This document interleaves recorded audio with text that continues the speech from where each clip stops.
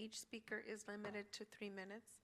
Callers wishing to make a comment may do so at this time by dialing *9 from your phone, and when instructed, dial *6 to unmute yourself. Individuals joining us through Zoom may request to make a comment by using the raise hand feature and select the unmute or microphone icon when instructed. We will first hear from speakers that are in person. We did not receive any written communication. I didn't receive any public comment cards, and we don't have anyone virtually raising their hands.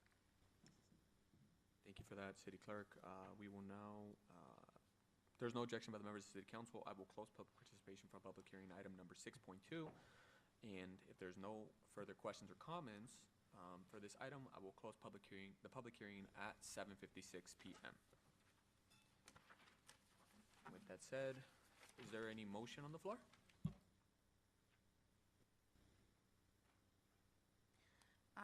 I move to waive full reading the introduction ordinance number 957 by title only to approve the proposed development agreement number 2023-073 for a cannabis retail storefront at 7821 Eastern Avenue. I'll second that. All right, we have a motion and a second. Motion by Councilwoman De Leon Sanchez and a second by Councilmember Barcena. Can we get a roll call, please? Yes, thank you, Mayor. Councilmember Barcena? Yes. Councilwoman Guillen? No. Councilwoman Sanchez? Yes. Mayor Pro Tem de la Rosa? Yes. And Mayor Chavez? That'll be no.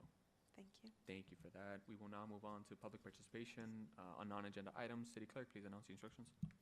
Thank you. Members of the public will now have an opportunity to speak on items not listed on the agenda. Please state your name for the record. Each speaker is limited to 3 minutes, subject to an overall 30-minute period. Callers wishing to make a comment may do so at this time by dialing *9 from your phone, and when instructed, dial *6 to unmute yourself. Individuals joining through Zoom may make a request to make a comment by using the raise hand feature and select the unmute or microphone icon when instructed. We will first hear from speakers that are in person. We did not receive any written comments. Thank you for that, City Clerk. I'd like to announce BC.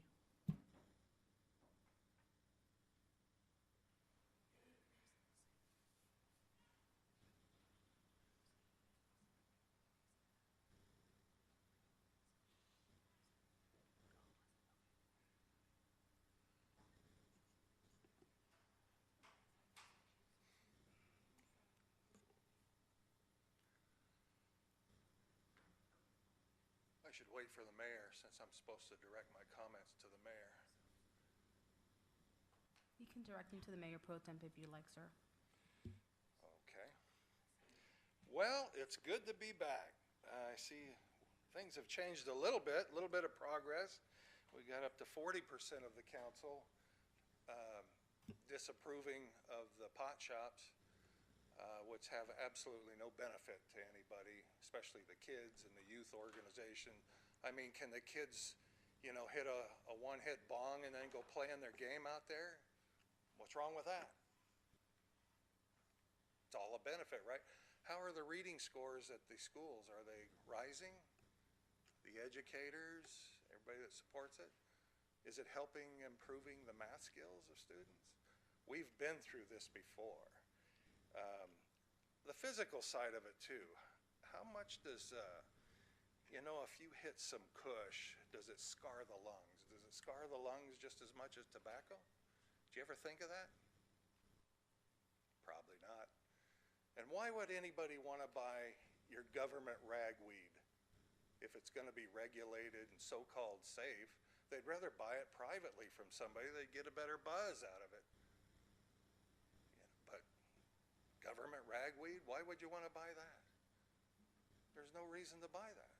So why don't you hand out needles and one-hit bongs and roach clips and everything else to, facilitate the consumption of marijuana?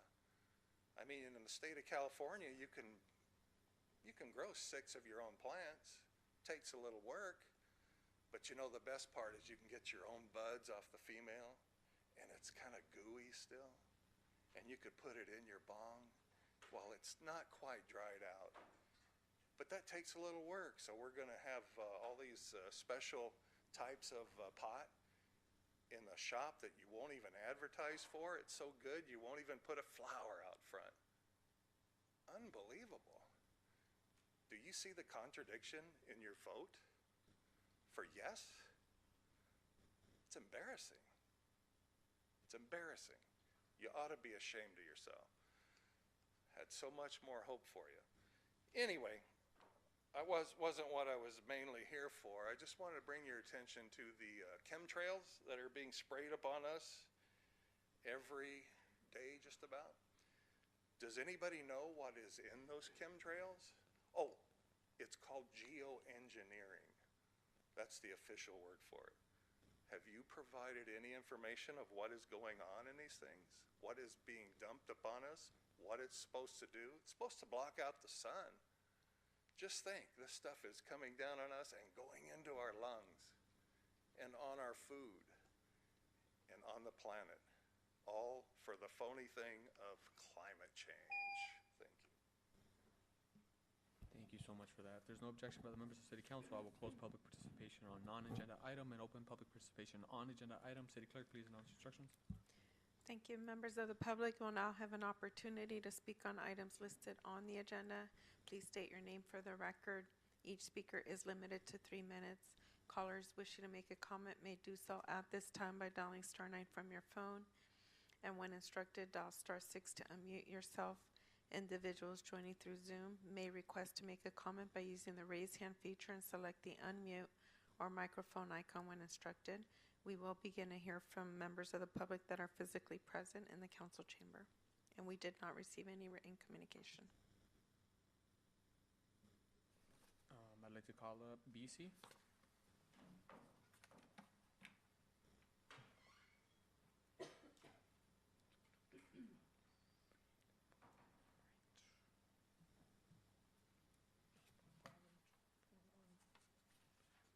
As in the words of Pauly Shore, I'm back. Excuse you. Couple of things. The interesting part is the reason why you can't be taken that seriously because people don't trust you. I mean, you get these propositions passed when you have a 30% voter turnout because they don't have any faith in you to do the right thing, to do anything with common sense. And they can't trust you to be honest. I mean, I'm honest. I hate Alex Jones. You know, I'm honest. Don't go to Infowars.com. Why can't you just be honest about it? The other thing is that we did the lip service to the police force and every police officer, when in reality, you're putting one arm behind their back when it comes to enforcing the laws and the rule of law throughout the county. I mean, we're talking about benefits to youth, housing for smoking pot and stuff like that. But that's just all part of the defund the police program that you get from LA County, the state of California. We can defund the police, but we can have nonprofits line up and we can give them money because they will house people in the neighborhoods or in programs and put these violent criminals back out on the street. That's what it's designed to do.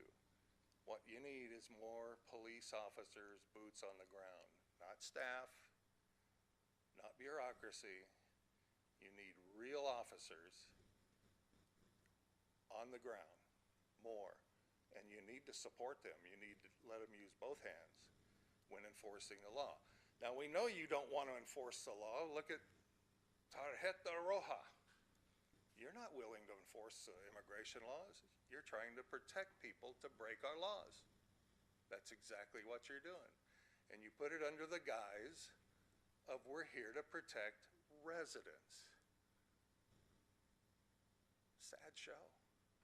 Sad show. That's why you're going to lose federal funding. And it's already happening. So it's time to get with it.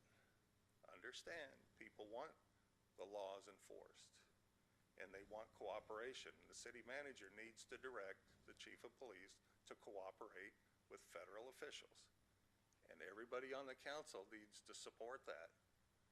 Because otherwise, you're allowing rapists and murderers to kill American citizens, and you don't care.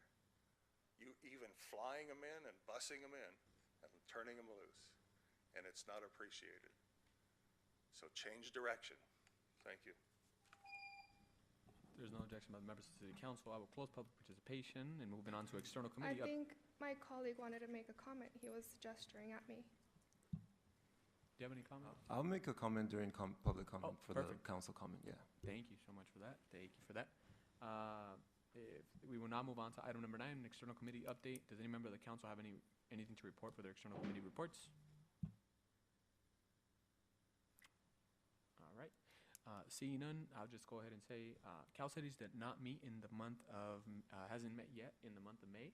We will not meet in the month of May until June. I believe the meeting is June 5th. It's a Thursday. And it'll be here at the USC right here, not too far. So with that said, that concludes my comment, or my update. And if there's no more comments or updates, I will go on to Mr. City Manager. Take it away. Thanks again, Mayor Chavez. This report's a little bit longer as we don't have a second council meeting in the month of May due to Memorial Day. So first off, I just want to start again to reintroduce Manuel Acosta, the new Community Development Director. You've heard him a little bit today with the 2 public hearings. So I want to welcome Manuel. He comes to us from the City of Bell. He's been the Community Development Director for the last 5 years there, and then he has several decades of experience prior to that in redevelopment, economic development, planning, code enforcement, all the things that we do in our Community Development Department. So I'd like to welcome Manuel. I'd also, at the same time, like to thank John Ramirez. John's sitting in the front row here. John's been holding things down, or doing more than holding things down in the Community Development Department for the last approximately 9 weeks or so. Sometimes when we're in between directors, we'll hire people that are retired but have the expertise to be able to come in, hit the ground running. And oftentimes they serve as gatekeepers. They know they're not going to be here this long. They help out. John's done a tremendous job in the Community Development Department. Really pushed a lot of things forward, put a lot of energy into the position. Even on Friday or Thursday, which was his last day prior to Manuel coming on board, still dealt with some very difficult issues that you normally don't always have to deal with on your last day for an interim gig. So I just like to say thank you to John on behalf of the staff, the department heads. And I think the council probably recognizes there's been a lot of work in community development that we've really kept things pushing forward, not just holding status quo.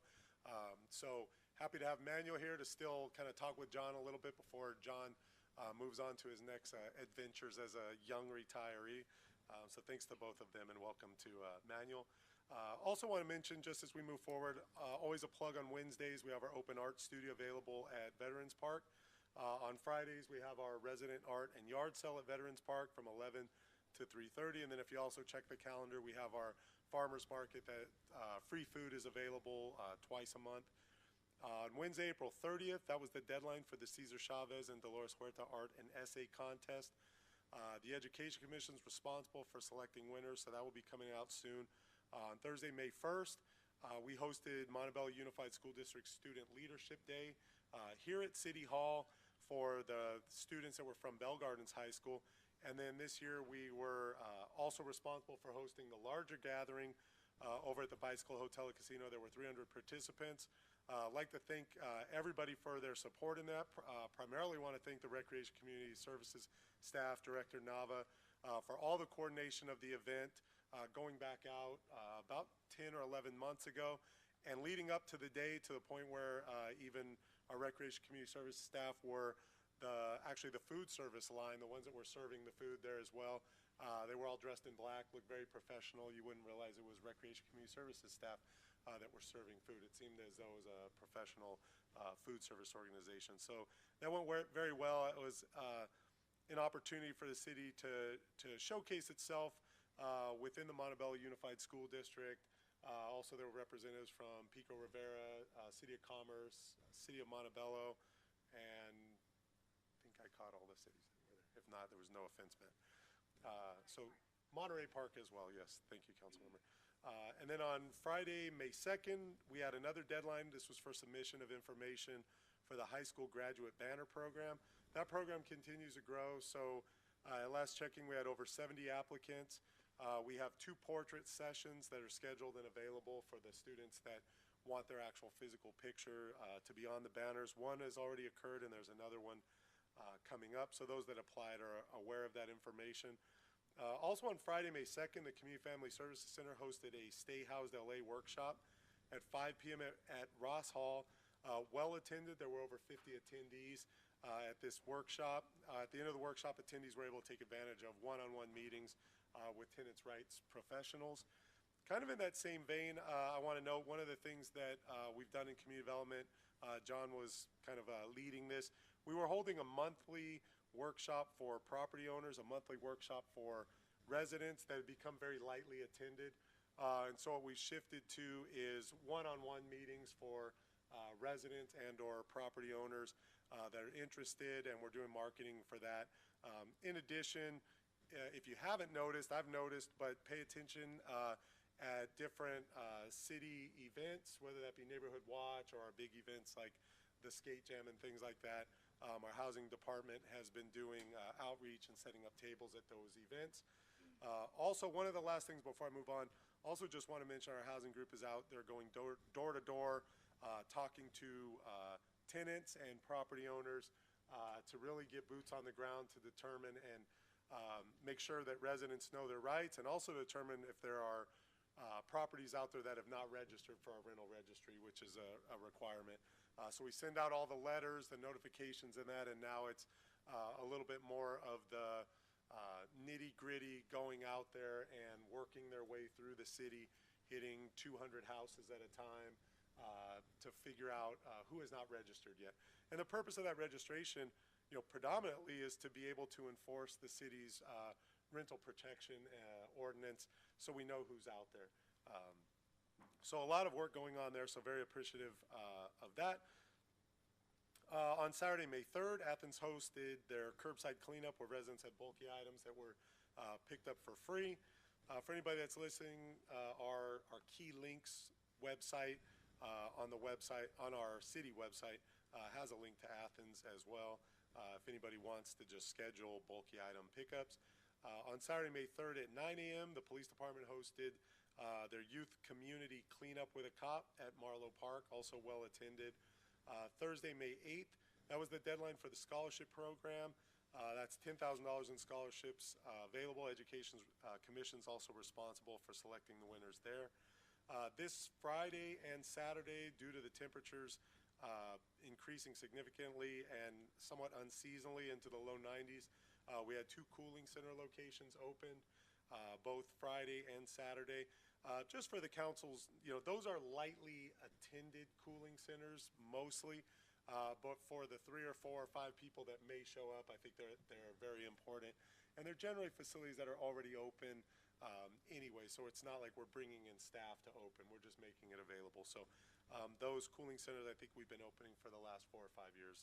I think we've been successful from a perception perspective as well as from a reality perspective as well. This Wednesday, May 14th, we're scheduled to have a community budget workshop at 6 p.m. at Ross Hall. Later tonight, we also have a budget presentation for the council. On Thursday, May 15th, that's this Thursday, we have the skate jam at the skate park from 6 to 9. It's not just for skaters. The school has no school on Friday, so it shouldn't be a problem for students to be out that late to see DJs. There's usually free food. There's skate shops and opportunities to win some prizes and things like that. So a unique event, I think, is unique to Bell Gardens from what I've seen other cities doing at their skate parks. This Saturday, May 17th, there's a resident compost giveaway with Athens at Ford Park from 8 to 11 a.m. I think in the past few years, the compost has been a success, and I think we've given out pretty much all the compost that's available. So that's great to keep moisture down on plants and to keep weeds from growing, and I think the residents of Bell Gardens recognize that and take advantage of it. Also this Saturday, that ends at 11 a.m. We have a used oil and filter exchange event at AutoZone. So residents can receive up to 2 new oil filters for their vehicles in exchange for old oil filters, which can be hard to get rid of otherwise. And also to receive a new oil recycling kit. So that includes funnel, some cleanup rags, container to properly receive oil. And I think a lot of residents take advantage of that. Typical oil change $75 to $100. Do it yourself's like $30 to $40. So for those that do it, there's a great opportunity. Sorry I'm going long here, but again, we've got a lot of events coming up, and we don't have another council meeting here for a few weeks. On Sunday, May 18th at 10 a.m., the Neighborhood Watch is having their annual Blue Mass across the street here at St. Gertrude's. On Thursday, May 22nd at 6 p.m. at Ross Hall, we have one of our series of financial literacy workshops with a focus on savings and budgeting. On Monday, May 26th at 10 a.m., that's Memorial Day, we have a joint Memorial Day event with the City of Commerce here at the Park Lawn Cemetery right on Gage. We did this for the first time last year. It was successful, joining forces with the city for cost savings and to just put more of an emphasis on services at an actual cemetery that has deceased veterans. On Wednesday, May 28th at 9 a.m. until 1 p.m. This is another big event. We're hosting South Base Workforce Investment Board's 5th annual hiring event at Ross Hall. So we have a lot of partners involved in that from other labor groups. The South Bay Workforce brings a lot of people in. So this is an opportunity for Bell Gardens residents and regional residents to come and actually meet with people that are interviewing and are able to hire there on the spot. On Wednesday, May 28th at 6 p.m. at Ross Hall, we will have our second town hall meeting with the mayor. The first one was successful, I think somewhere in the 60 to 70 people in attendance, so looking to continue to build on that. We'll have some additional translation services available to help things run smoother at this next town hall meeting. On Saturday, May 31st, we have an LA Galaxy family excursion. Sign-ups are open now. So I think the fee is $25 per person for Bell Gardens residents. And these events are always highly participated in. A great opportunity for the cost for what you get as far as transportation, tickets, and things like that. So sign-ups available now. And then to just close out, I just want to mention on the consent agenda, there's always several items of interest for residents, businesses, stakeholders in Bell Gardens, including this consent calendar, the city's recognition of Juneteenth, National Independence Day, that commemorates the ending of slavery in the United States. This would be the first time that the city recognizes that Memorial Day. Also a more formal recognition of Veterans Day in lieu of just employees having a floating holiday. So that item would include the removal of the floating holiday and designation as Veterans Day as an actual holiday for the city of Bell Gardens. Also, the consent item includes an agreement for economic development services that includes additional work on the vacant property issue that was discussed at the last council meeting. So that is included in that agreement. And then finally, being Public Works Week, happens to be fortuitous that there's 3 items included on the consent item that directly impact road and sidewalk conditions, as well as that also then impact traffic and pedestrian safety in Bell Gardens. The first one is adopting the list of street gutter sidewalk projects that'll be funded with just over $1 million from SB1 state gas tax monies. Number 2, an amendment to the agreement with the company that maintains and services all of the city's traffic signals. And finally, number 3, the rebidding to make sure that we get this right of almost $5 million of ATP Cycle 5 grant funds that'll be used for sidewalks, driveways, curb ramps, streets, alley intersections, curbs, and gutters to ensure the success of these grant-funded projects. So with that, I thank you, Mayor. Thank you so much for that, City Manager. Really appreciate all the work that's being done and all the activity from all the various departments. And also the summary of what's to come literally on the consent calendar. All right. We will now move on to consent calendar, items 11.1 to 11.10. Does any member of the council / agency wish to pull an item for separate discussion? If there's no pulling, I will go ahead and pull one item. and it is for the item, what is it? It is 11.6, which is consideration for resolution approving PSA between City of Bell Gardens and M&S Engineers. I think this is an item about economic development. I know in the last council meeting, we had an item about economic development and in regards to consulting services and preparation for our city and how we can model the city. So, City Attorney? Mayor, can we get a motion to approve all consent items with the exception of 11.6 first, and then we'll come back to 11.6? Yes. I move to approve all items with the exception of 11.6. I second. All right, we have a motion, a second. Motion by Councilwoman De Leon Sanchez, a second by Councilwoman Guillen. All those in favor say aye. Aye. All those opposed? Abstentions? All right, ayes have it. 11.6. Thank you, Mayor Chavez. So, 11.6, just as we don't have a PowerPoint for this, but the initial idea here was back when the budget was developed for fiscal year 24-25, and working with the previous community development director, there was a need that's been recognized for the last few years that we should put some energy and effort and some resources into an economic development marketing plan for ICSC event and the national one, and then also for local events. Basically a marketing plan that we should be able to get a couple of years use out of, so that when there are developers, businesses that are looking for places to locate, that we have professional documentation with drone footage, imagery, that really shows why Bell Gardens is a place for business to want to locate. In addition to, so we put out an RFP, reviewed the proposals, made a recommendation of M&S Engineers for this purpose, and then re-engaged them after the previous council meeting to talk about the issues that we discussed with the council regarding vacant properties and our ability to look at the list of vacant properties, weed out some of them where there may not be much opportunity for obvious reasons if they're owned by a school district or things like that. But then to focus on certain properties where there seems to be clear opportunity there to determine, who the owner is, what are the barriers that the owner may see or face in wanting to sell that property or develop that property themselves. And so that additional work was included into the scope of the agreement for this contract, and I believe raised the price from somewhere in the $48,000, $49,000 range right to approximately $60,000. But staff, I know, again, speaking with the former community development director, the recent interim community development director, and the current community development director, who was included in this process as we were going through the RFP, agree that this is something that the money's well spent and will benefit the city over a number of years. So I'd be happy to answer any questions, Mayor. Thank you so much for that, City Manager. I really appreciate the summary, and I believe we have someone also from M&S Engineers here to Damien on Zoom. Damien on Zoom. Yep.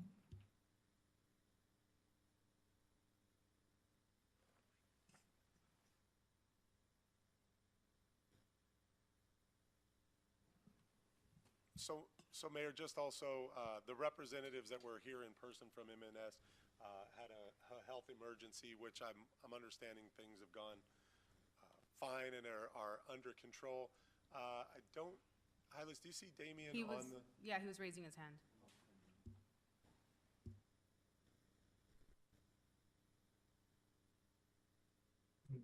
There we go. Hi. Good evening, Council and Mayor. My name is Damien Delaney. I'm with M&S. And yes, unfortunately, one of my staff members had a bit of a medical emergency, or she would be able to be there. I'm here to answer any questions you may have regarding our proposal at this time. Yeah, thank you so much, Damien. Really appreciate you taking the time and for joining us virtually.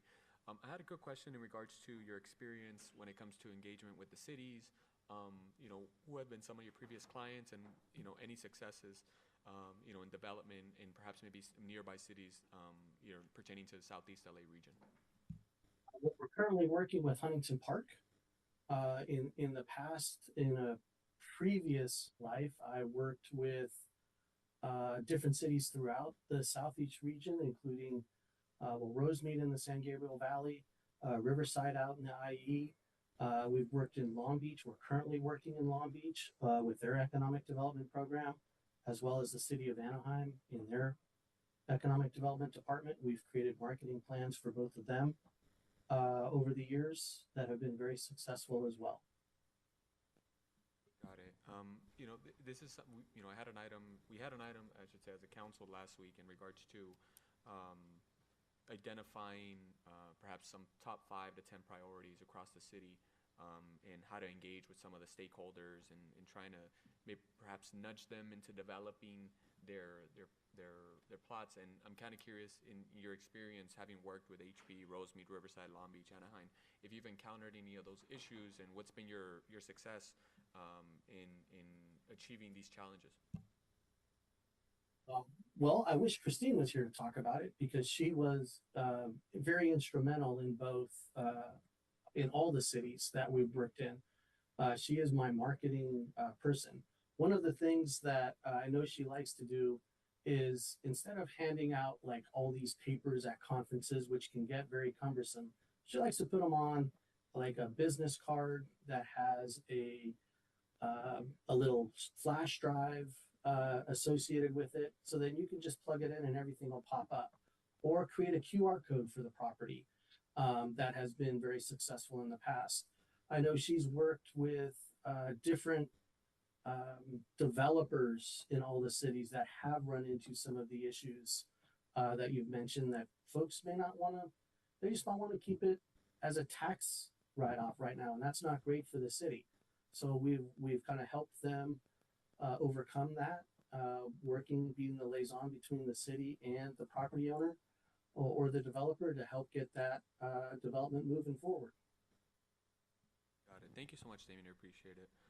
Any other members of the council have any questions or comments in regards to this item? All right. Well, if there's no more questions or comments, I'll go ahead and thank you so much, Damien, for joining us. Appreciate it virtually for you being here. And then with that said, I'll go ahead and make a motion to approve this item 11.6. I'll second. All right. We have a motion by Mayor Chavez, second by Councilwoman Guillen. All those in favor say aye. Aye. Any opposed? Abstentions? Ayes have it.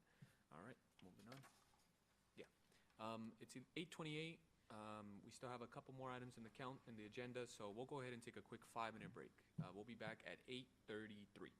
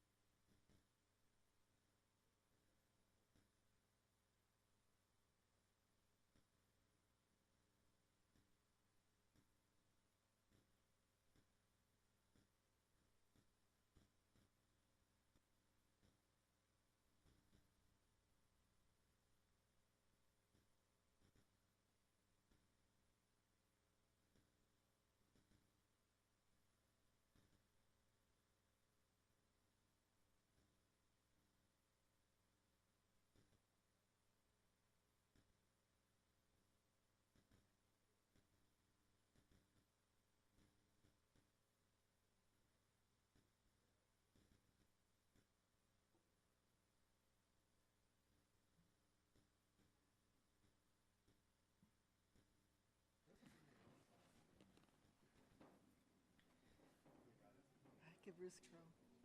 He had knee surgery? He had knee surgery? Damn. Oh my gosh. Man, that's tough, man. Con razón he wasn't here for like 4, yeah. Lost track. Yeah. Yeah. Oh man. Con razón, I know we mentioned this like a couple times, like, he would limp, right? Yo creo que like desde hace mucho ya tenía like, Yeah, yeah. Yeah, yeah. Your body metabolizes, yeah.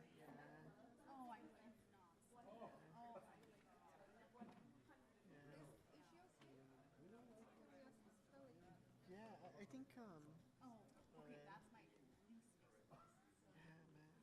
No sé cómo estuvo. Mike?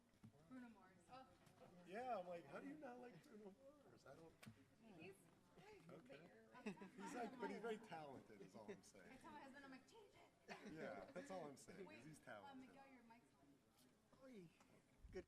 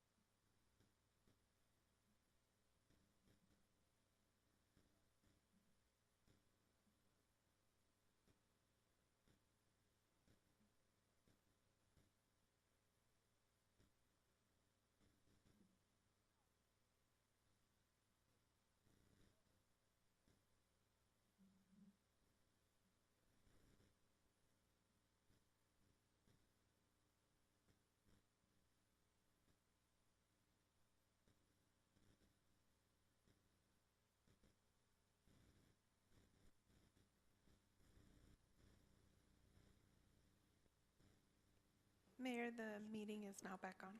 Thank you so much for that, City Clerk. And we will now move on to discussion item number 12.1, Local Commissioners Appointment List. Is there any member of the council who wishes to make an appointment or change or add or? I'd just like to make a comment. I think it's our due diligence when we appoint that we remind them of the time commitment, only because the Education Commission hasn't happened this year, the meetings, because there's been, I don't know, lack of quorum or somebody just doesn't show. So I think we should remind them and, hold them to that standard that they're here for the community and these meetings are important. So that's it. Great.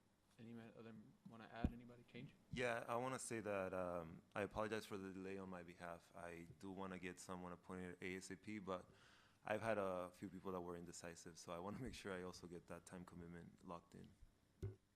Thank you for that. I would like to appoint Karina Garcia for the Senior Citizens Commission. Perfect. Anybody else want to make changes or additions? All right, seeing none, can we get a motion? I'll make a motion to approve Karina Second. Garcia. All right, we have a motion by Councilman McGee and second by Councilman Barcena. All those in favor say aye. Aye. Aye. Any opposed? Abstentions? All right, ayes have it. All right, there's no more additions or changes. We will move on to item 12.2. Mr. City Manager, take it away. Yes, thanks again, Mayor Chavez. This item is regarding the Consulate General of Mexico. They have a program that they call Consulate on Wheels. This item's been discussed a few times over the last 12 to 18 months, and I think there was, some more direct direction given by the council as part of renewed effort on immigration services and providing information to local residents. And so staff has been working with the consulate, and we believe that we've come to a good resolution here to provide some services. I'll stop talking and turn it over to Liz Nava, our Recreation Community Services Director, to go through the presentation. Thank you, Mayor. Thank you, Mr. O'Kelly. Give me 1 second. Okay. Good evening, Mayor and members of the City Council. This is a really quick item just to discuss a new program that we'll be bringing into the City of Bell Gardens called Consulado General de México Programa Consulado sobre Ruedas 2025. Basically, it's Consulate on Wheels program that we're going to be bringing here to Bell Gardens. So just as a brief background, the Consulate General of Mexico in Los Angeles is the largest Mexican consulate that is represented abroad, so outside of Mexico. And it serves all 88 cities in Los Angeles, and in Los Angeles County, which you know is widespread. And they exist to defend and protect the dignity, rights, and interests of Mexican nationals. So some of the functions of the consulate is to issue travel and identification documents, perform civil registry functions, process powers of attorneys, and carry out other administrative functions. So the Consulate on Wheels program was designed to increase accessibility to the consulate resources by actually coming into local cities so that residents of Los Angeles County didn't have to drive into downtown LA. The consulate is actually going out into these communities to bring their services. And the way they do that is that they partner with local municipalities and different organizations to set up an office space on site. So, get him some water. To set up on site local office spaces so that the community has easy access to the consulate. So for the City of Bell Gardens staff, we received notification that this program was wanting to come into the City of Bell Gardens, and so we met with consulate staff and went to our neighborhood youth center and found that that was a really good location for this program. So the consulate had walked the site. We made some minor upgrades to get some internet speed, but the space and the availability of the space is a perfect match for the program. And so the hope is to have many iterations of this program in the City of Bell Gardens, the first one to take place starting as soon as this June. The program will have a grand opening and a ribbon cutting ceremony. So once we discuss that with the consulate, we'll come back to council and inform you all. But we really want to put this program out there and let the residents know. So we'll have a nice grand opening and ribbon cutting. So the services will be for the entire month of June, and they'll be from Tuesday to Saturday, 9 a.m. to 3 p.m. And that'll be at the Neighborhood Youth Center. And then the city, the staff expect that the consulate program will return 2 more times before the end of the year, as is necessary for the consulate and the availability of the space, which we expect will have full availability. And then in the future, we'll continue to work with them and provide the Consulate on Wheels program here in the city. So just really quickly, the fiscal impact is very minimal. It'll be approximately $1,800 a month. However, this does include a one-time internet upgrade that we did for the youth center. But that also includes staff costs, a couple of staff on site, as well as the utilities that we anticipate. But that amount is currently covered in our fiscal budget. So just really quickly again to review, the City of Bell Gardens will host the Consulate on Wheels program at the Neighborhood Youth Center. We'll start the first Tuesday in June. The program will run from Tuesday to Saturday, 9 a.m. to 3 p.m. And we do expect to host many of these programs here in the city. So staff's recommendation is just to receive and file this report. And I'm available for any questions. And actually joining us also this evening, we have Paola, who is one of the consulate staff. And I want to thank her for being so patient and waiting for our item to come up. But she will also be available to take some questions if you have any questions specifically about the program. Thank you so much, Director Nava, for the presentation, and thank you so much, City Manager. Really appreciate the expeditious process to be able to get this program up and running. And I also want to thank Consulate Representative Paola Valdez, who's also present here with us virtually. Does any member of the council have any questions or comments? I have a question. So you said it's starting June 3rd, Tuesday through Saturday. Is it going to be the whole month of June? That's correct. The plan is to do the entire month of June, and the first day will be Tuesday, June 3rd. Okay, thank you. Perfect. Anybody else have any questions or comments? I do. I want to thank you, Liz, and Paola, and RCM, but I also want to thank you, Mayor. I know you've been an advocate of this for a while. You've been working on it for a while, and it's going to be a gem, great for our community, so thank you for bringing this into our community. I know a lot of the residents have asked for this. We have a large population that will benefit from this, our neighbors, mothers, whatever it is, so thank you, Mayor. Thank you for that. Anybody else have any questions or comments? Okay. Seeing none, I just again want to say thank you to everybody who's made this be successful. I am looking forward to being there June 3rd, to seeing this unveil and announce. This is truly, I think, historic for our community. The fact that now we're going to have this program here available to the residents. Like Councilwoman Guillen mentioned, there is a huge predominant Mexican community here in the city of Bell Gardens. And instead of having to drive to MacArthur Park, where this with the consulate is, now they're going to have this opportunity here in the city of Bell Gardens. It's going to go a long way. So I really appreciate everybody who's made this possible. Thank you, City Manager. I feel like it was the first meeting in April where we brought this up for in my closing council member comments, and the fact that it's May and we're getting the wheels running, no pun intended. It's great. So again, I really appreciate all of the expeditiousness and all of the staff time that's gone into this. And thank you as well to Paola and the Consulate General, Ministro Carlos Gonzalez Gutierrez, for being patient and serving alongside with us. So with that said, if there's no more comments or questions, I will ask for a motion to approve this item. Move to receive and file. I'll second that. Can we get a roll call for this? Sure, thank you, Mayor. Members of the council and successor agency, Barcena. Yes. Councilwoman Guillen. Yes. Councilwoman Sanchez. Yes. Mayor Pro Tem de la Rosa. Yes. And Mayor Chavez. Yes. Thank you so much for that. And thank you, everybody. Appreciate that. All right, moving on to our final item, 12.3, proposed fiscal year 2025-2026 budget. City Manager, take it away. Yes, thanks again, Mayor Chavez. As you stated, it's a proposed fiscal year 25-26 budget. Before I turn it over to Manuel Carrillo for the presentation, just want to mention this process starts about approximately 3 to 4 months ago. The departments start putting things together, looking at the services that the city currently provides, any new services that have either come about due to funding or through council direction.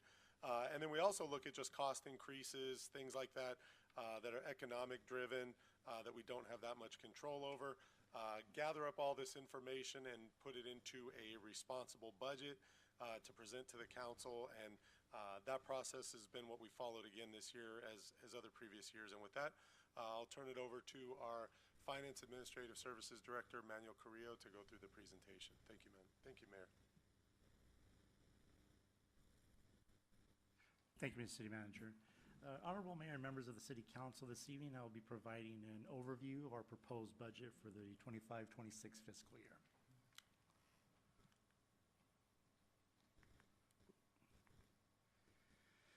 Our projected fiscal year 24-25 year-end budget has a projected deficit of $3.3 million at year-end. Fiscal year 25-26 budget is projected to be balanced with no surplus or deficit. For our 25-26 budget includes the final year of the 3-year labor agreements that were signed, of course, and of course this is the final year of that of the 3 years.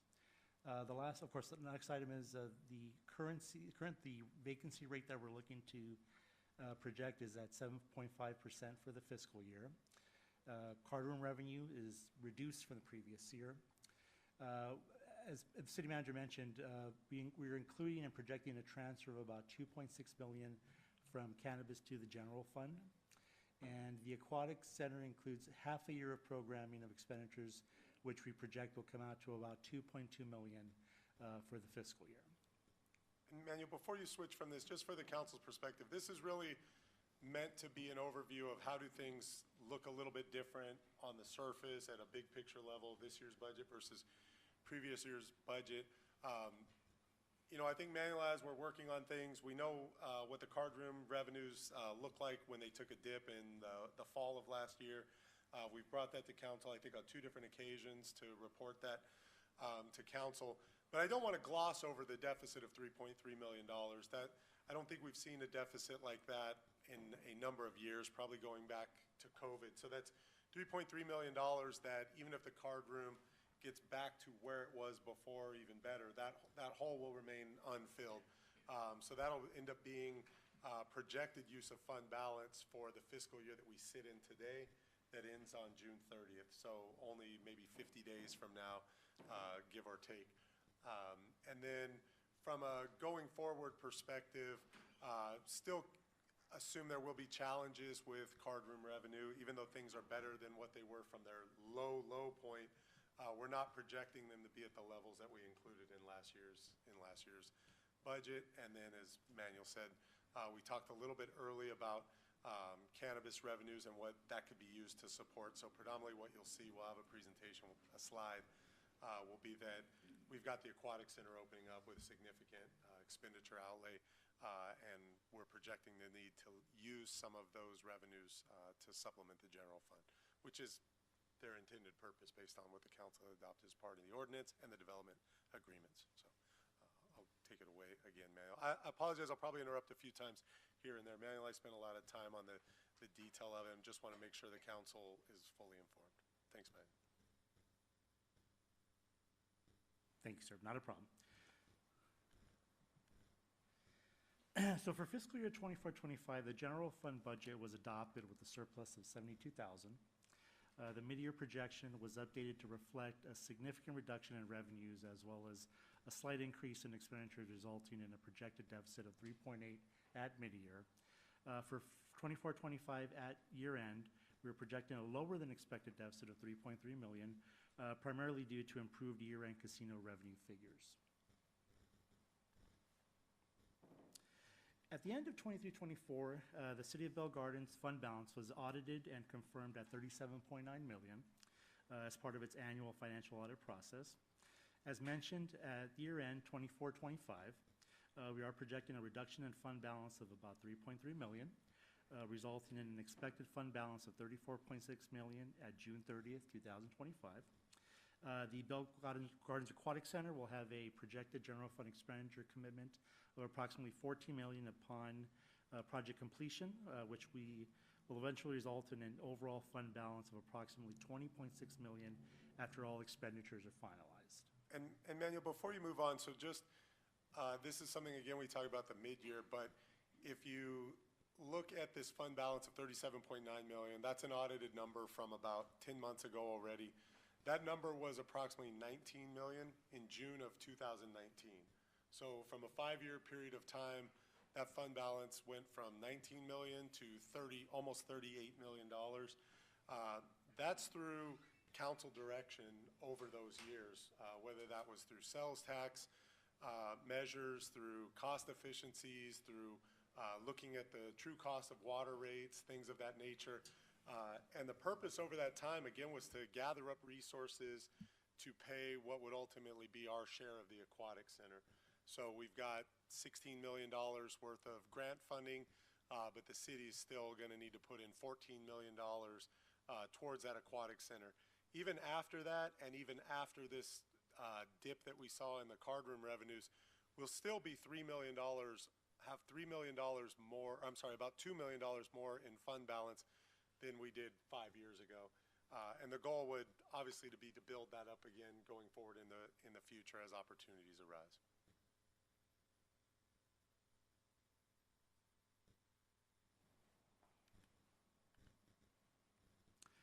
For fiscal year 25-26, we are projecting a balanced budget with no surplus or deficit, with revenues and expenditures both projected to come in at $50,060,167.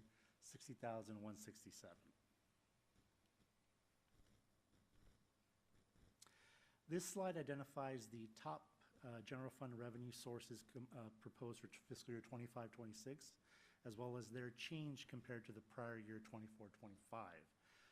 The largest general fund revenue source, the card clip taxes, is projected to come in lower than the prior year's budget amount.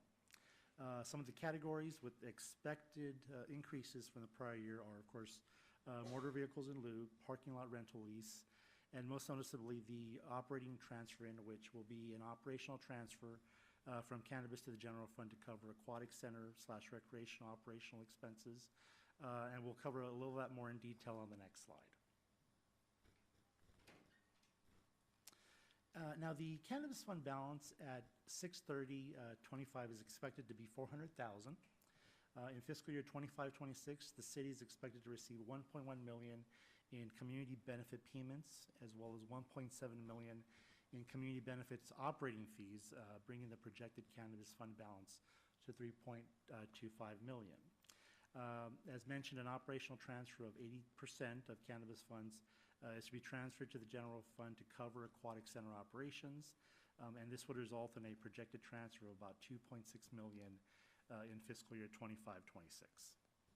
And Manuel, I think, so as every budget has a little bit of a different story from the previous year and the year before, I think top 3 bullet point stories is the cannabis revenue transfer, the aquatic center expenditures, and then beyond that's just general cost increases is probably the third point there. This is a number that we're just going to have to watch very closely as we do all of our revenues, but especially significant revenues. And to give an idea of how much certainty is involved here, the $400,000, that's a certain number that has already been received or will expect to be received. I think 100,000 of it is probably in the 95% certain range.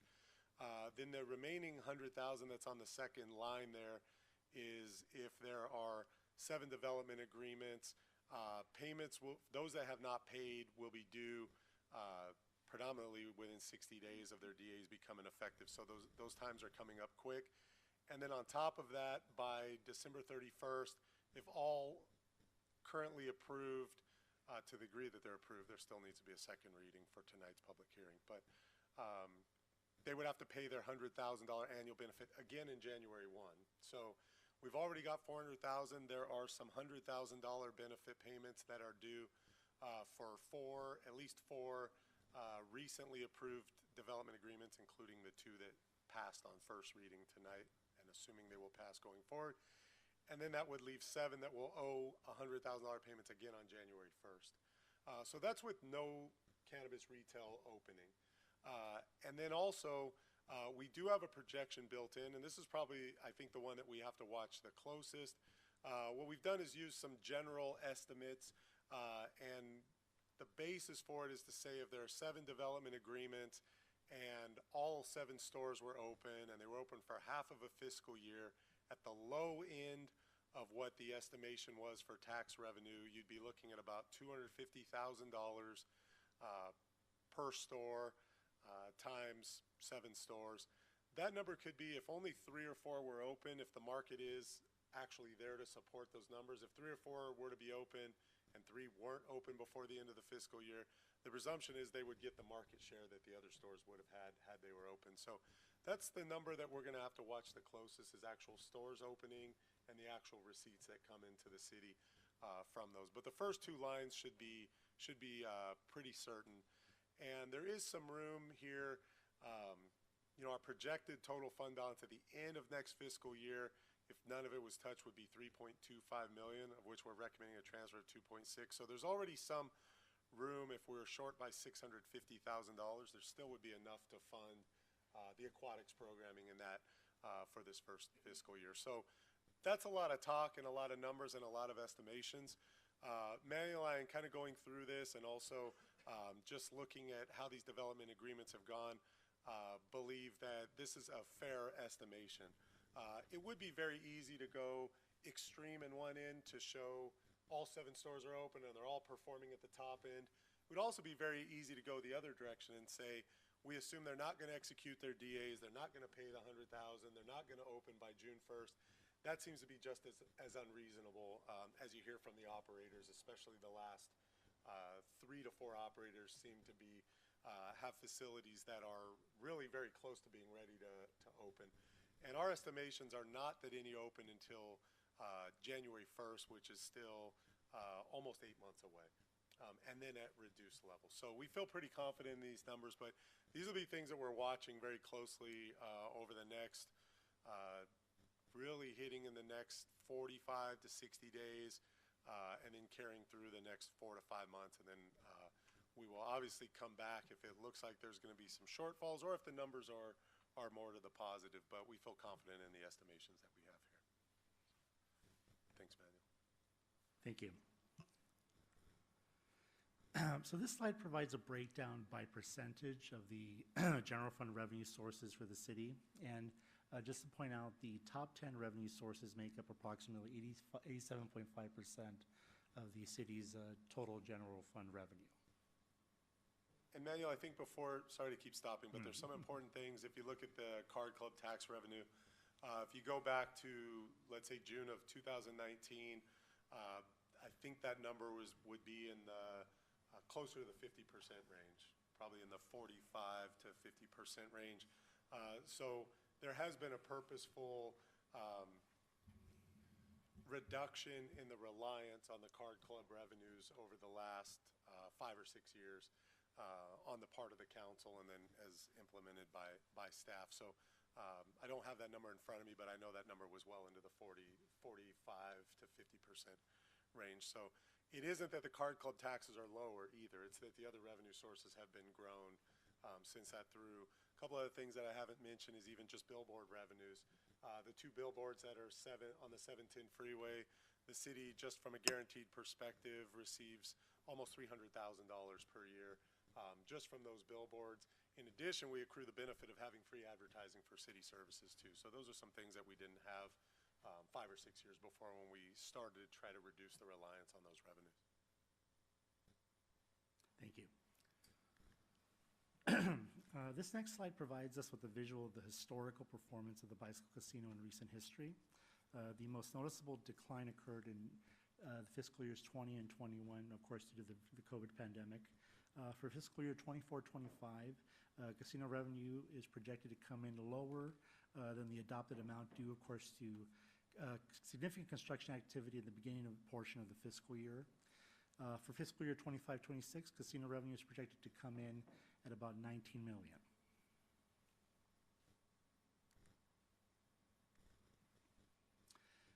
This slide provides a breakdown of the general fund expenditures by category for fiscal year 25-26 and the change compared to the prior fiscal year. The most significant increase being the personnel and contractual service categories, which make up about 91% of the total general fund expenditure budget. And Manuel, just if we kind of look at this budget again, if you look at your own personal budget, you have your revenues, that's usually your job, your income, and you have the other side, it's the expenditures, all your bills. The first few slides that we talked about with card club revenues, sales tax, motor vehicle fees, things like that, were the revenue side of it, where the money is coming in. We're now talking about the expenditure side of it, so there's two pieces to the budget that you really have to build independent of each other and then weave them together to see how to make things fit and how to make things line up. And so this is now onto the expenditure side of it after several slides of revenue side.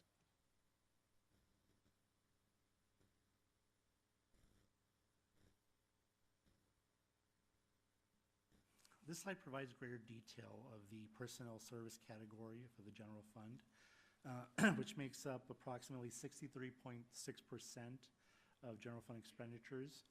For fiscal year 25-26, the most significant increase will of course be salaries, CalPERS retirement contribution costs, as well as part-time salaries and other benefits as well. And Manuel, I think on the salaries part of it, we haven't got to the positions yet, but we're not recommending or requesting any new positions. This is predominantly related to the final pay increase from the 3-year labor agreement that the council approved. The third increase occurs for the police department occurred about a month ago, April. and then for everybody else occurs in about another 3 weeks. June 1st. Yes. And that increase is predominantly what the increase is on the salaries.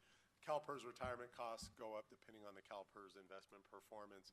And then the part-time numbers up significantly, predominantly related to the aquatic center programming for 6 to 8 months of the year. This next slide provides an overview of the full-time positions for each department. For fiscal year 25-26, there will be 156 full-time budgeted positions. One note, for police, there was a change from 77 to 75, and this is as a result of a funding agreement between the City of Bell Gardens and the Montebello Unified School District, and which had previously provided funding for 2 school resource officers. Now this agreement is no longer in effect for fiscal year 25-26.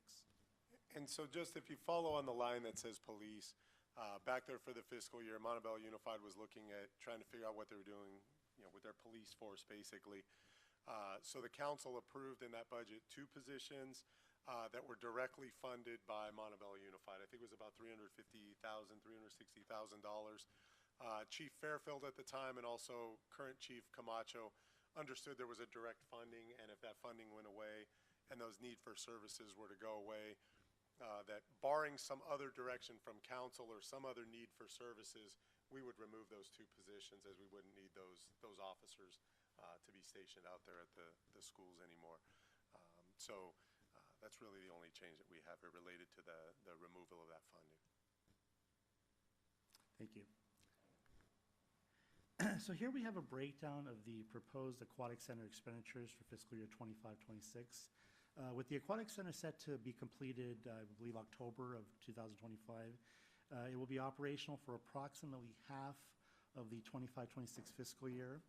And these expenditures are as follows: salaries, part-time, which we believe will come out to about $303,000.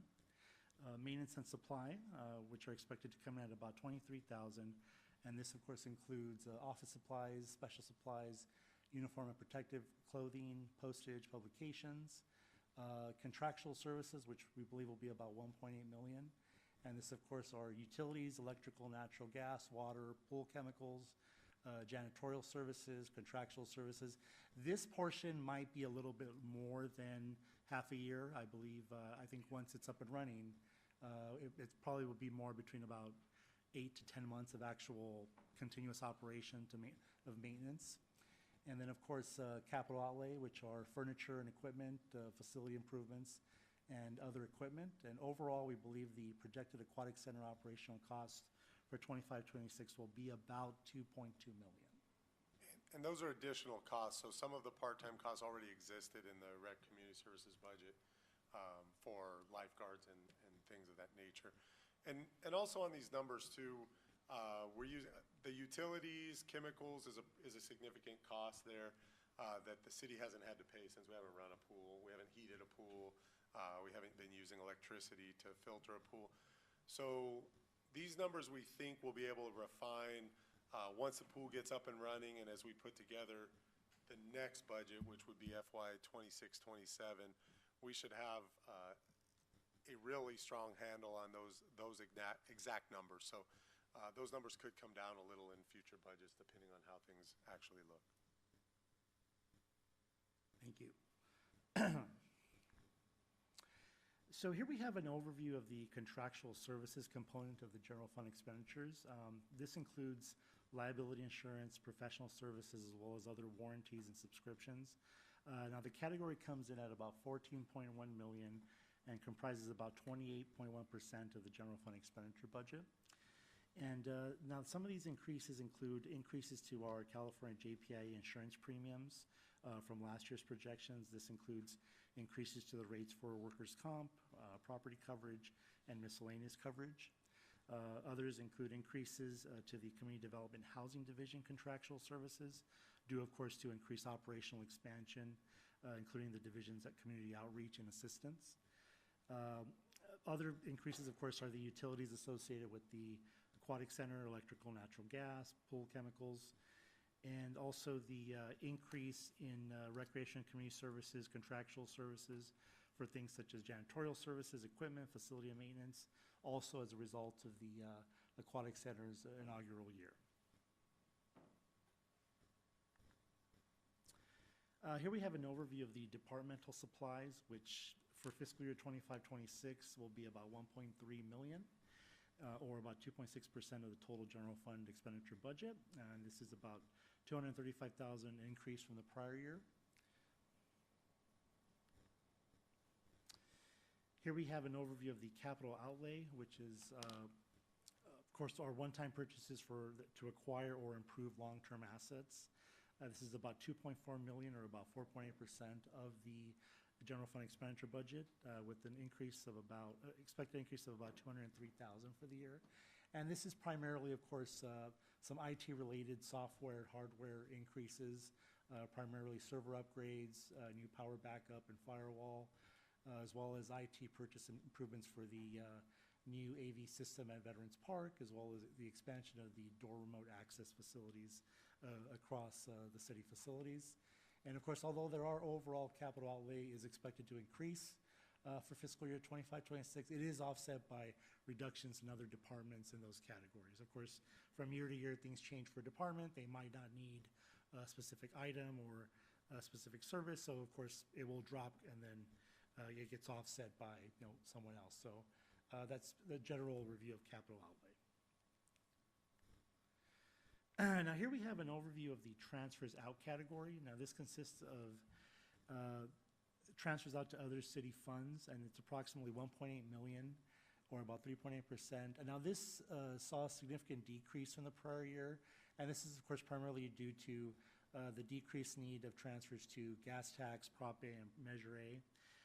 The one commitment that did increase, though, was the overall retiree health benefit commitment, which is set to, or is expected to increase by about 300,000 for 25-26.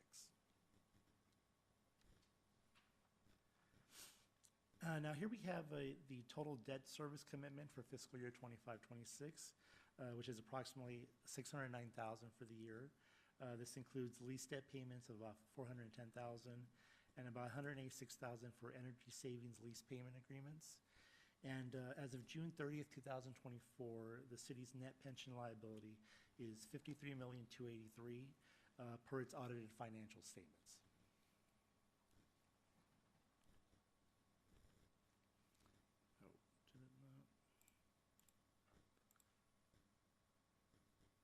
I'm not sure what happened here. Yeah. Blue pie is? Take a guess. The police is the blue. Steve, and not just because they use the blue lights.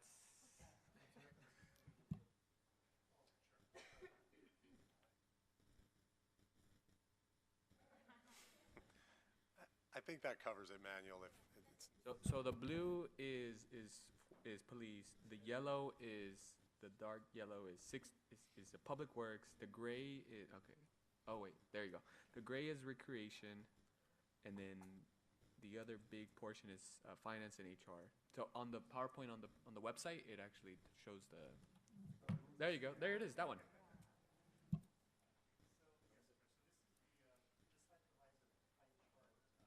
Representing the general fund expenditure percentage by department. So of course for fiscal year 25-26, police is at 41.9, which is less than the prior year. Recreation is up, of course, with the new aquatic center operations. And as you can see, the other overall percentages by department. And here, of course, is the percentages, of course, is the same information. This just provides an overview of the proposed budget per division for 25-26 that the adopted in 24-25. You can see the difference between the two. Manuel, I think if you could go back to that Sure, one, just, of sorry, I'm course. looking Not a at an problem. old budget here while we're talking. You know, one of the, if you go back to the pie chart, so we always, because the police department's obviously the largest source of expenditures by department, and that would be true for most cities. Police and fire usually the highest cost, 24/7 operations, the pension costs are higher, things of that nature. So that's a number that we watch pretty regularly, and we usually compare it to the previous year. So you'll see that there's a slight decrease in the police department as a percentage of total expenditures. That number probably was closer to the 50% range going back about 5 years ago. And what's happened is the police department, we still spend more money on the police department than we did 5 or 6 years ago. But we don't spend more on the police department relative to public works, recreation and community services, and also community development with the advent of the ordinance for rent stabilization and tenant protection. So it isn't I think it's just seen as, yeah, I'm looking at the budget from fiscal year 19-20, the police department was 53% of the budget as opposed to 41.9% of the budget. Yet at the same time, there are still more positions than there were 5 or 6 years ago, and the overall expenditures are significantly higher. So that really is just a testament to a significant amount of resources being put into the community from a non-police perspective, and it's not meant to be a detriment or a negative to the police department, as we're still spending more money in that area. So something that we look at every time we put the budget together. We don't shoot for a goal to show that the police department will be less. I don't think in any year we've really aimed for that goal, yet that's been the result from where the focus has been of the resources. So thanks, man. Thank you. And finally, here we have our All Cities Fund budget for fiscal year 25-26. Of course, this comprises, of course, not just the general fund, but all the other funds that are part of the overall city fund budget. So it consists of 36 city funds. The overall city budget is $78,793,000. Of course, general fund, special revenue funds, capital project funds, enterprise funds, as well as successor agency funds. So Manuel, I think this is one thing that I just always like to point out to the council. I think Councilmember Barca and I talk about this pretty regularly over the years. The general fund, you can look at that as really your discretionary revenue. So that's money that comes in from the card room. That's money that comes in from sales tax, from property tax. Those are pretty discretionary on where those funds are spent. The revenue that comes from the card room does not have to be spent on services provided to the card room. There are some fees included in there that aren't quite discretionary, but they're not a significant portion of that $50 million. The remaining funds, for the most part, are restricted to be used for specific purposes. So special revenue funds, so if we get gas tax money that comes from the state, it's specifically required to be used for road repair, gutter repair, sidewalk repair.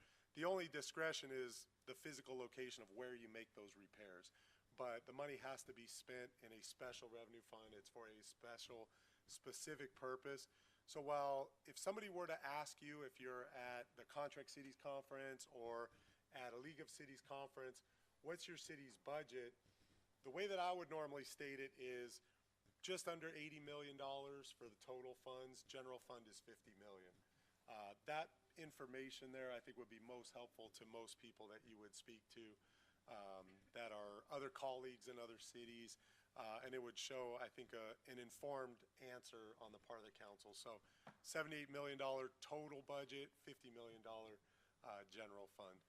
So I think those are two numbers to walk away from kind of in your mind to think about the city's resources that are received and the city's resources that are used to provide services. Thank you, sir. So that does conclude our presentation for this evening. I'll be more than glad to answer any questions that council might have on the topic. Thank you so much for that, Manuel. Thank you again, City Manager, and all the work that's gone into presenting this. I know, literally, I think for the past 2 weeks, this has been the most discussion item of topic amongst every time I rolled up to City Hall, I feel like I always saw Manuel in the City Manager's office, and Mike was calling Manuel, and it's just been a big items, right? So again, I really appreciate all the time that's gone into this. Does any member of the council have any questions or comments in regards to the budget? Yes. First off, I want to recognize the diligent work by the finance department and the city manager's office in preparing the budget. The clarity, transparency, the level of detail that you guys provided, it's a reflection of the commitment that you guys have to the responsible stewardship of our public funds and thorough planning during some uncertain times. Your ability to balance immediate needs such as recreation services and the infrastructure with long-term priorities is commendable. Thank you for your continued efforts for maintaining the stability while advancing our city's strategic goals. However, looking at this, I saw that we have several vacancies within some of our departments. Do we know what departments are most affected by these vacancies, and how is it impacting the level of service? So we start, Councilman, let me set the police department aside, because that's usually where we'll experience most of the vacancies. So in the community development department, we had a vacant director position, which we filled. Also had a vacant city planner / planning manager, which an offer's been made and accepted. So we anticipate in 2 weeks we'll have the candidate start that will fill that position. We have one recently vacated office assistant position. I may have the title a little bit wrong, that we'll have a recruitment open for. The Rec Community Services Department, from a full-time perspective, has an admin specialist position vacant due to a retirement. They're working on crafting the recruitment so that it is more finely tuned to the specifics of that position as opposed to general nature of office specialists. So there's a focus on social media outreach and things of that nature that are critical to that position. As I go through, I think Public Works from a full-time perspective is full. Admin services, finance admin services, the positions are full. There's one HR tech position that we have a temp filling in. That's getting us a little bit of cost savings, but we're getting the work done. And then it comes back to the police department, which I think at the last presentation we had 6 vacancies. I'll let the chief talk about the constant effort in recruitment there. Yes, so currently as of today, we have 43 officers, and I'm budgeted for 51. So that gives me 8 vacancies. I have 3, actually I have 4 in backgrounds. 3 of them have pretty much already passed. We're only waiting for their medical report. So if I hire all 4 of them, then I'm only going to be down probably another 4. How does that affect the quality of service? I would say it does affect. It affects the service because right now what we're trying to do is we're trying to staff, for example, our Special Investigations Unit, so I'm missing 2 there. Our General Investigations, we're missing another 2 there. So I think once those additional 3 officers or 4 officers, if I could get them hired within the next 2 months, we're going to be able to do a lot more. For example, we're going to be able to have a full gang unit, and we're going to have a full General Investigations Unit. So recruitment is still ongoing. It's just, I'll give you an example. So we started with about 20 applicants in the last month or 2 months, and We invited them for the test, and only 5 were able to pass the written test. Out of those 5 that went up to Rio Hondo for our physical agility exam, only 2 of them passed. And then once it came down to the interview, only 1 passed. So that's the struggle and that's the challenge, but we're continuing to go out there and just try to bring in the best. You know, the concern for me as a chief is always looking for the best qualified candidates.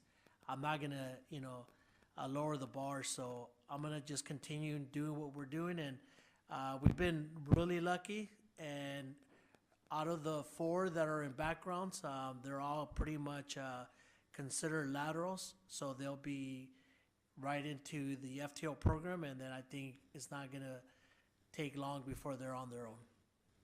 And thank you. I appreciate the transparency and, the level of caliber of person that you're looking to serve our community. So just, I say continue doing that, and you're right. Like, let's not settle, but try to get the best people.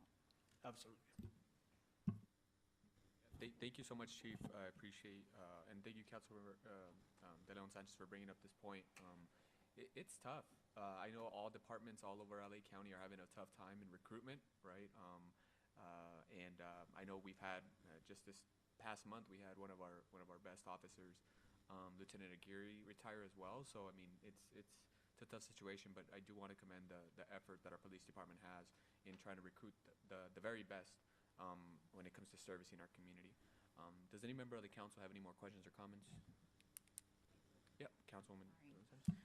With the city projecting $3.3 million deficit for this past year, primarily due to decreased revenues from the Bicycle Club Casino and increased expenditures from the labor agreements and other costs, are there any contingency plans in place if similar revenue shortfalls occur for the 2025-26 year, especially concerning the Bicycle Club?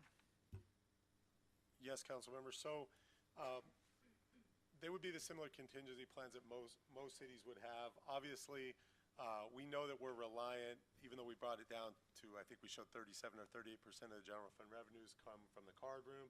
So if that one revenue source were to be cut in half, there's approximately 19% of our revenues are missing. So I kind of look at it like several parachutes that you would throw if you all of a sudden were accidentally pushed out of a plane and some revenues, were to not materialize.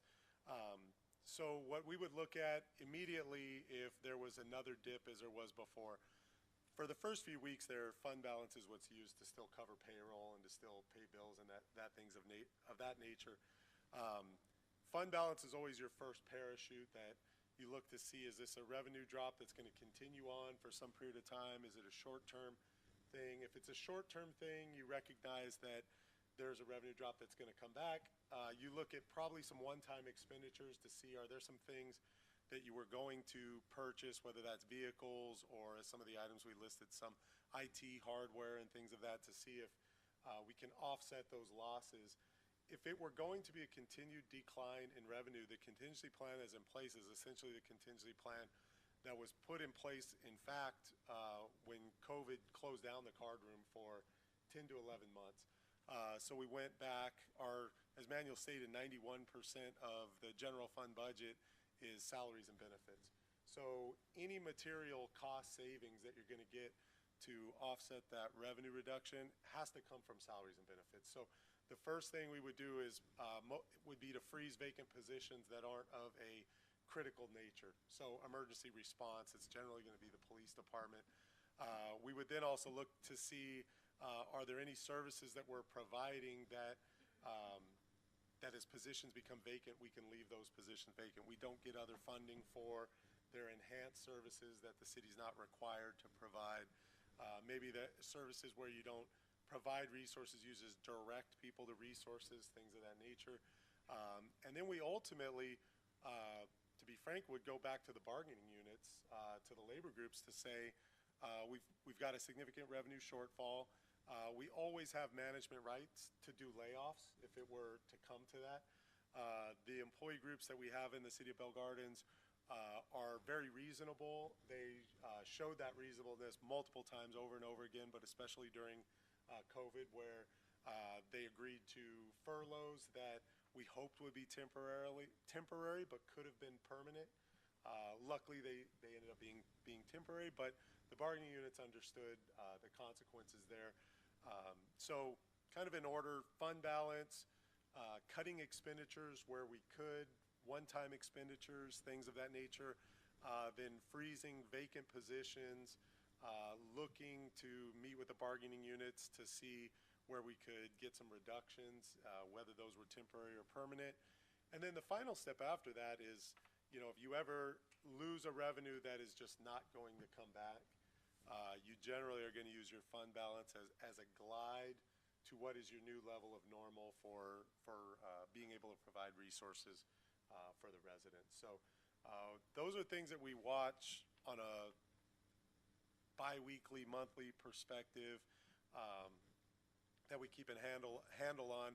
And I think the things that we really need to keep an eye on for this coming fiscal year are the card room revenues. There's still a tribal lawsuit that's in play that, even though it may take several years, takes a lot of time and energy from the card room operators. That's time and energy that they aren't able to focus on their operations, and money as well.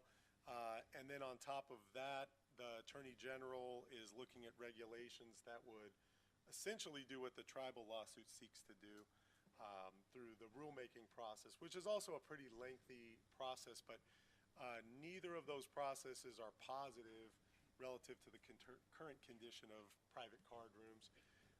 I believe the next level on the revenue side of things that we will be watching closely is the cannabis revenue.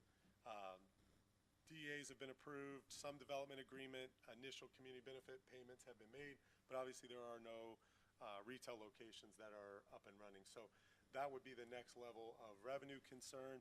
And then the final level of revenue concern would be that's shared among all cities in the state of California, which is there any negative economic downturn where sales tax is impacted? If consumers stop spending 10% of their money,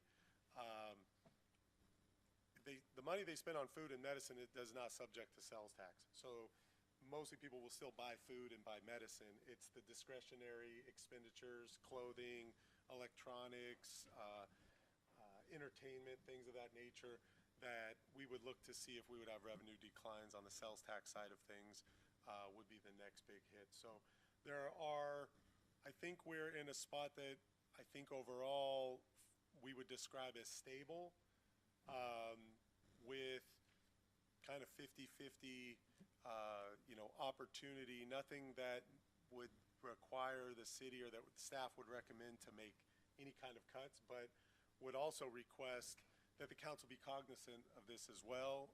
We came in with a balanced budget. It was, I think, the most difficult balance to budget in the budget to balance in the time that I've been here. It relies on card room revenues staying stable. It relies on cannabis revenue to transfer in to cover the cost of operating the aquatic center. And it requires a vacancy rate of 7.5%, which we normally don't try to. When you asked about vacant positions, it's about recruitment, recruitment, recruitment, recruitment.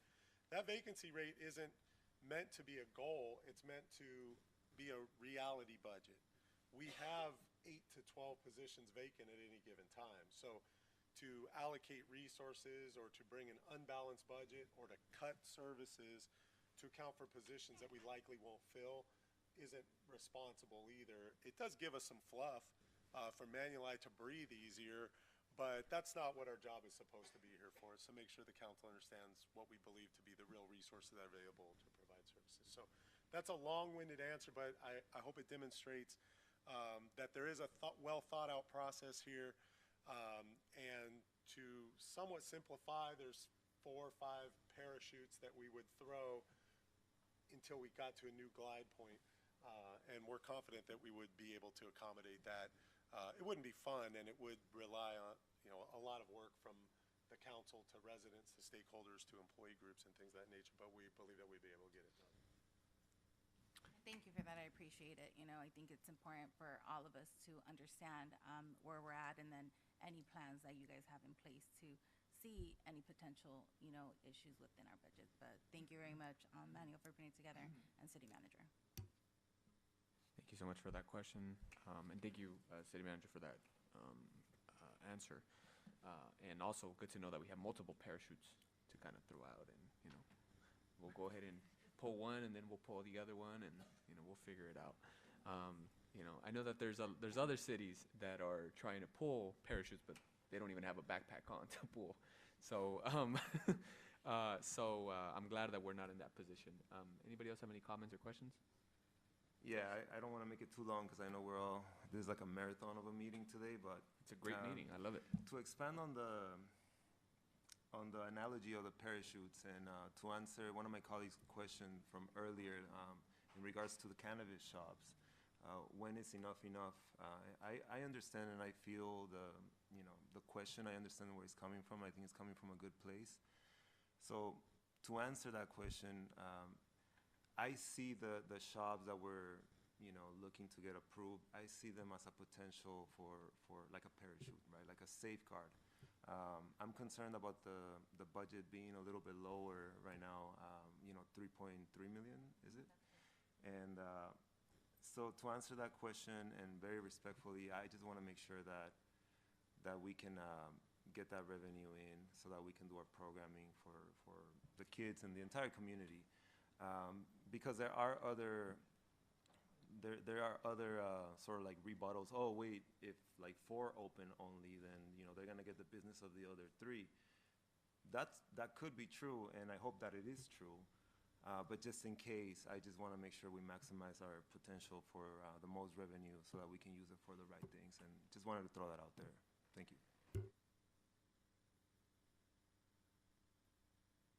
Peter, because Jorge wasn't here when no, I'm just kidding. About that, I started with like maybe 3/4 of my gallon, and I'm already down to the last quarter, so I'm trying to finish this. I missed your question. No. Oh, okay. I'll tell you later. He Oh, was okay. addressing my what was it? When is enough enough? Question about earlier, which he yeah. Great. I'll ask you guys, yeah. Okay. Anybody else have any questions or comments? You sure? Okay. All right. Seeing none, again, I just want to echo the sentiment of the council. I know it's tough during this time of the season for not only our city, but I know all over jurisdictions throughout the state, throughout the nation. I think a word to summarize these times, to Councilwoman De Leon Sanchez's point, it's uncertainty, right? We don't know what to expect, especially with a lot of the cities are trying to plan for the future. We're trying to see in the next 5 years, what can we do? I mean, this item of trying to diversify the revenue has been in the making for the past 4, 5, 6 years or so. And the fact that we're at this point where we made so much progress to finally take that piece of what used to be 50% of the budget to now 37% of the budget, that's huge progress, right? What I would share is, I'd say we continue trying to find alternatives to diversifying the budget. I know in the past I brought forward, and I know Councilman Barcena brought a point about making a hot Cheetos tax or some sort. But there's different, there's like if we could we have 16 liquor stores, I've said it in the past. There was a way that we can go after, alcohol sales throughout the city. Something like that we can put it, even if we were to do a tax measure, put this item on the ballot where, we can try to get folks the residents would, I feel, overwhelmingly support an item like this, right? Because as we approach all these items of cannabis, and I made this point not only to this council, but in the past councils, the predecessors who were here, we talk about cannabis being this dark thing amongst our kids and just how it's being perceived, but we take a blind eye to alcohol and the impacts it's had on countless families, right? So I'll kind of conclude it at that. Again, thank you, City Manager, thank you, Manuel, for all your work in going through this. And all the departments, it's tough to go back to your staff and then tell them, hey, you have to work out the numbers and make them pencil out. So thank you to Public Works, PD, Recreation Community Services, and even here with HR and admin services. So really appreciate it. With that said, If I may, Jorge, yeah, I just want to absolutely. say I appreciate your perspective on the liquor stores.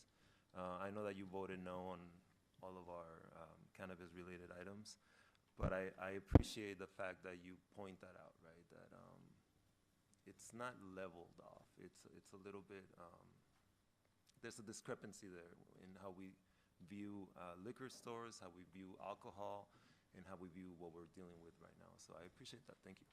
Absolutely. Thanks. All right, if there's no more questions, or do we have to do a roll call for this? No? Just motion? All right. Can we get a motion for this item? Motion to approve, Receive and file. receive and file. Can we get a second? Second. All right, we have a motion by Councilwoman De Leon Sanchez and a second by Mayor Pro Tem De La Rosa. All those in favor say aye. Aye. Any opposed? Abstentions? All right, ayes have it. Moving on to the final item, which is City Council Successor Agency Member Comments, beginning with Councilmember Barton. All right, thank you.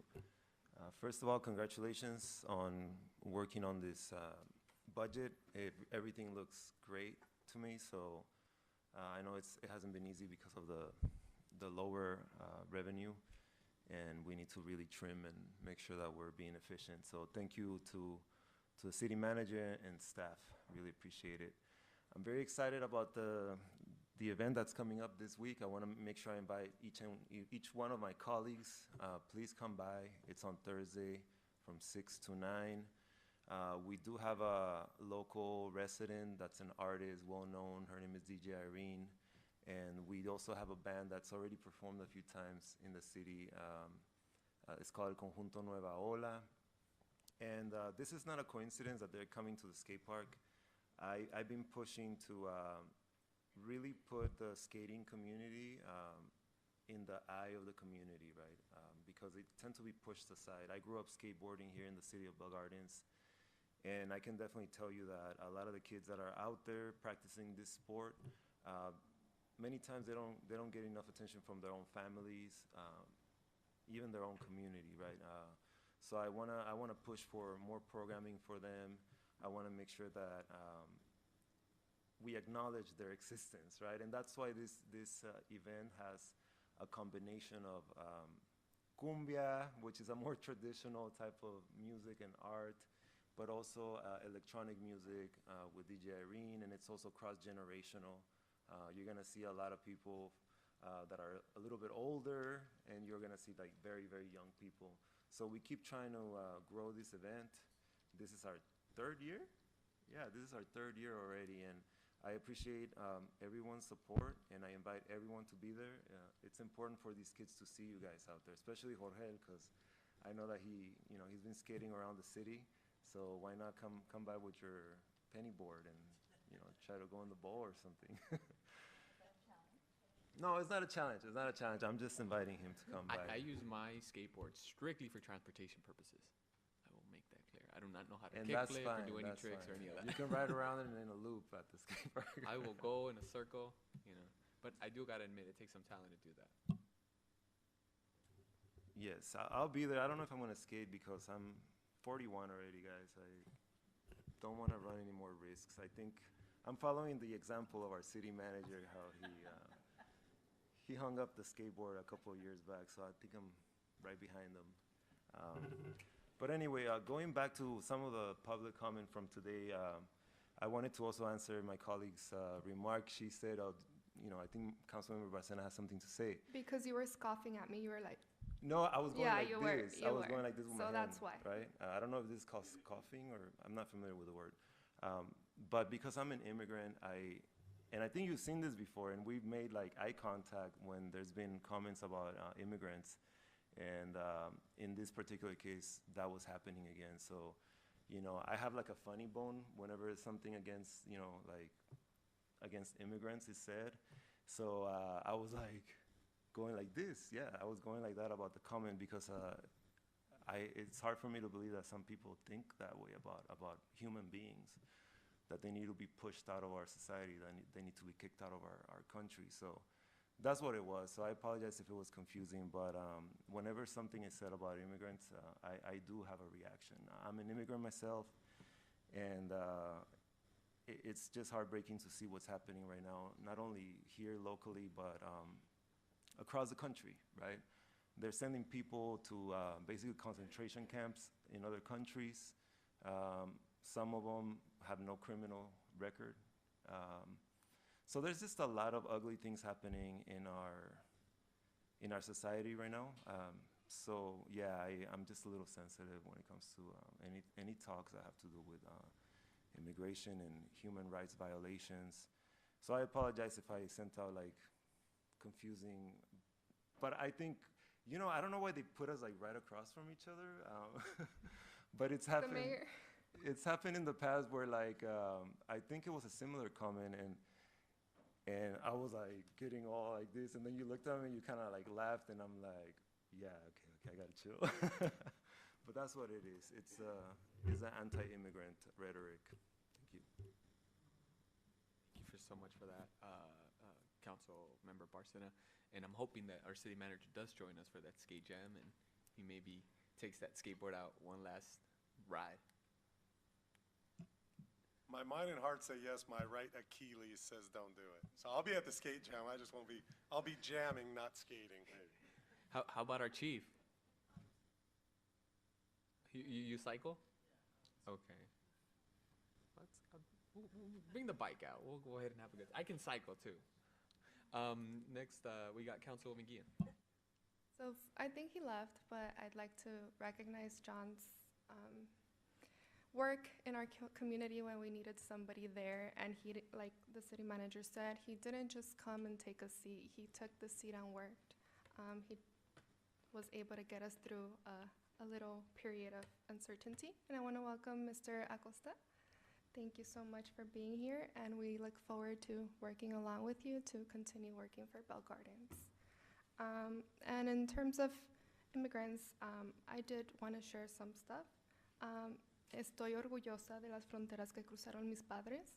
Estoy aquí sentada por ellos, para personas como ellos, y muchas de mis decisiones están a cuestión de ello. Para explicarles un poco, mi trabajo laboral es sobrellevar investigaciones con nuestra comunidad indocumentada. Buscarles alivio para que puedan obtener documentación. Y al igual que mi colega, también me duelen, no me gustan esos comentarios, pero al final del día hay que respetar. Y pues para sumarles, aquí estoy, aunque los votantes que votaron y la comunidad que no puede votar, yo represento interés de todos. Thank you for that, Councilwoman Guillen. We'll go ahead and pass it over to, I've been calling her Councilwoman this whole time, but I'll say Dr. De Leon Sanchez. Thank you. I also want to thank John for all his hard work. He came here and it was like, didn't skip a beat, right away got to work and nothing fell through the cracks and things kept going. And welcome, Mr. Acosta. We look forward to working with you. Also, thank you once again to Manuel and Mike. I know it's always difficult to put together the budget and present it, having to go through everything. I know the intense labor and work and time invested in that, so thank you. Thank you so much to all the staff that participate in Student Leadership Day. It's one of my favorite events. I'm glad that we're able to partner up with Montebello Unified School District and bring students here into this building. Many of the students, it was their first time that they stepped foot inside City Hall. And so them being able to see people that look like them, that have these different jobs and these different positions, opens up avenues for them. From getting all of our business cards, even though we may not have all been present, knowing that they can contact us. So thank you so much for the staff that was here showcasing the work that we do. I'm really excited about having the Mexican consulate. I'm not going to say the word in the R word because I will butcher it, but having them here come, I know that being a dual citizen myself from Mexico and U.S., it was very difficult getting my Mexican citizenship because I did drive several times out to LA and was turned away for various reasons. And so I had to go to a neighboring city that did have the Mexican consulate there, and they were very helpful. So I'm hoping that our residents are able to get those services, through our community. And lastly, I would like to request staff and the city attorney to bring back an urgency moratorium ordinance to temporarily pause the processing of applications for a cannabis retail use for consideration at our next council meeting. Thank you. Thank you so much for that, Dr. De Leon Sanchez. I'll pass it over to Mayor Pro Tem De La Rosa. Thank you so much. I want to thank all of staff and my colleagues for such a productive meeting. I also want to thank John, who's not here at the moment, but he just hit the ground running. He kept the momentum going, and it was pretty admirable. And also, along with that, welcome aboard, Mr. Acosta. We're very excited to work along with you. And on another note, I did forget to mention that I did attend the ICA board meeting, and just a brief overview. We did not reach full quorum at the meeting, so therefore, the details were pretty minimal again. So I did have a new update, and that is, the ICA just found a new attorney. Onboarding is still in process. So other than that, I will obtain more details on the upcoming seminar as information becomes available. So just wanted to touch base with that. Thank you so much for that, Mayor Pro Tem de la Rosa. For my comments, I got a couple of things that I want to mention. First off, I want to thank our community development staff, everyone who, for John for his time here, to our new director, Manuel Acosta, who's coming from a nearby city right next door, right? And I got to chat a little bit with him right now, and I'm excited to see all the projects that we're going to do here in the city, and we have a lot of development coming towards our community. I want to mention, give a specific shout out to the housing division staff that we have there. I saw that they're literally doing outreach door to door, knocking on residents' doors, informing them about their rights as tenants, encouraging them to, if they haven't registered already with the rental registry, to do that, trying to get in contact with the landlords throughout the city. So I'm very, very happy to see that sort of outreach is done. I've always said that nothing makes a bigger impact on the residents than you yourself going personally to that door and introducing yourself, and especially now if you get to go representing the city. So having our staff do that, I really appreciate it. It is difficult. I'm not going to say it's not easy to go out there day to day, and especially just how it was these past couple of days, with the heat wave. But I'm glad to see that we're taking that approach, and I do think it's necessary, not only with the housing division, but other programs when we're trying to get more information out to our residents. I also want to give a shout out to, on the consent calendar, we had one of the items be the SB1 funds that were coming down to our public works team here. Obviously, here, in one of the reasons why we pay so much in gas prices here throughout the nation is because of the gas tax. Those funds are then used back to repair our roads.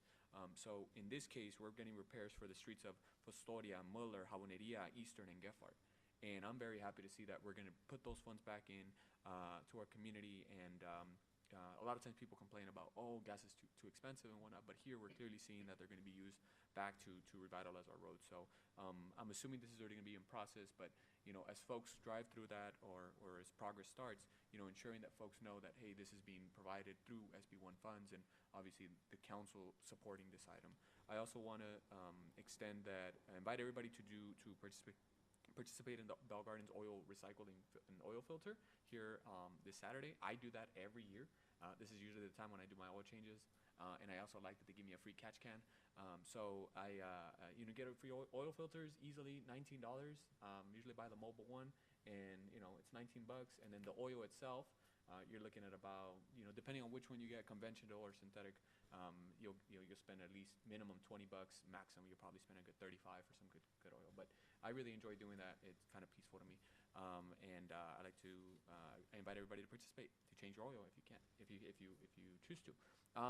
Let's see. I also want to mention that in the beginning of June we're going to have the torch run. I know that's happening. That's going to be exciting. This is essentially a run where all the PDs participate, and it's for the Special Olympics, from my understanding. And I'm going to be participating along with our chief and various members from our police department.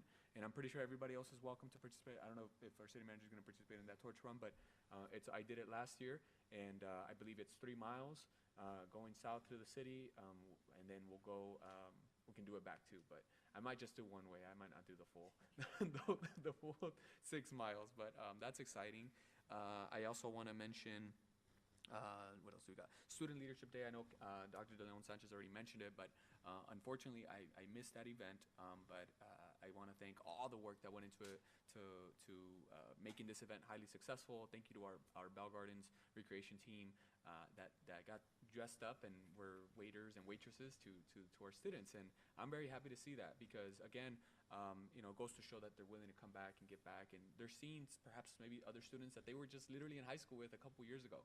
So thank you to everybody in the team and all the collaboration between our city, the school district, and various cities throughout our region.